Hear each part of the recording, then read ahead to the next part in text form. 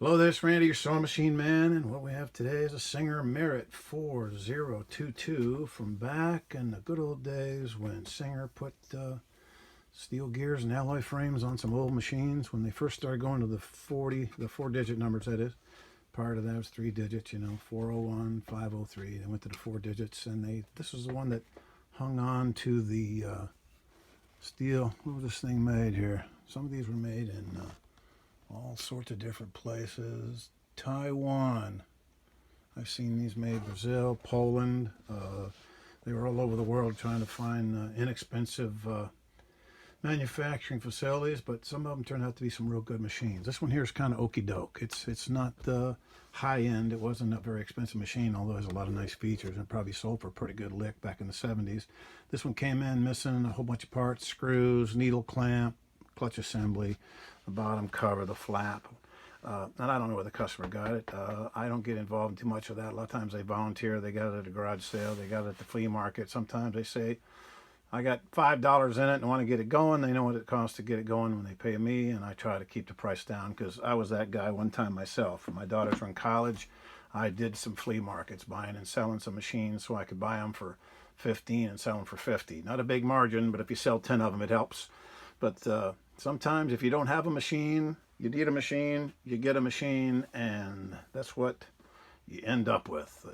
It's a starter. It's something to kind of get the ball rolling. Let's see, what do we do here? We got this thing in, and originally it came in, and this. What's going on? Let's get this thing to flip around here. Checking out steel gears back there. This was back when Singer did some steel gear stuff. And we're going to see if we can get this one back together. I don't know if the customer got it. Maybe they've had it. Maybe they got it at a garage sale, yard sale. I don't know. But we're going to see if we can get it going for them. It's got the typical stuff. It's been run hard and put up wet. You can see the needle plate's banged up pretty bad, but we'll get it fixed up. We'll recondition that. Even the daggone presser foot, the back of it's all banged up. You always got to check back there. The back of the presser foot will get dings and scratches. You can see them there along the back of the opening. And that'll cause a thread to break and shred and snag. And that'll drive you crazy if you don't know where to look for that little secret hiding place. And then the hook assembly, I've seen worse. The end of it, you can see it's got a bad ding on it along the side there, the leading edge. Right there, it's banged up. I put that on the jeweler's wheel. Get that baby taken care of. And I'm always talking about the jeweler's wheel. And I thought, well, one day I'll show the folks the actual jeweler's wheel in action. And this is it, like so. That's how you recondition that. And it just barely takes a touch.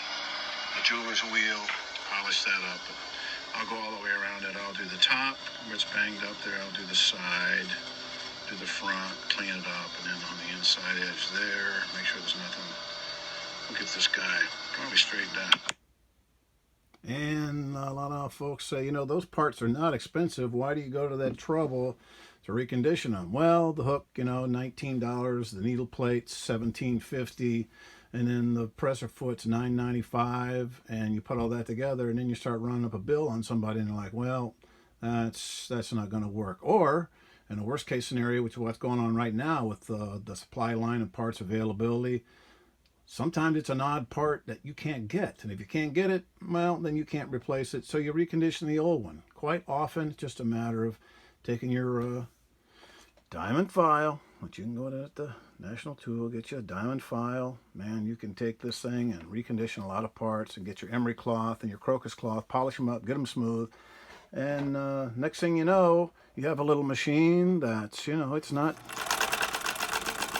the greatest thing ever, but it's a daggone good little machine, and it makes just a beautiful stitch. And if that's all you're after for a budget, because people have budgets, I drive around and I see cars going down the road, and I go, gee, it doesn't have a back bumper. But the guy's on his way to work. He's going to go work and make money. And like me, because I drove those cars around back in the day, and I went to work, and next thing you know, I got a better car. But sometimes there's people that need a little help. And this one right here is going to turn out to be a good machine for somebody, and they're going to be wise in their investment. They had a good eye to pick a machine that was rebuildable, put a couple parts on it, needle clamp, straighten a few things that were bent, and it's good something to start with. So when the smoke clears, they're going to have a sewing machine that works for them, and who knows, 10 years from now, they may have a new side load Juki or Janome. Who knows? But anyhow, little Merritt 4022 started out as kind of an ugly duckling, and now it's maybe a pretty good little machine for somebody to run for quite a while and have some success with. Appreciate it.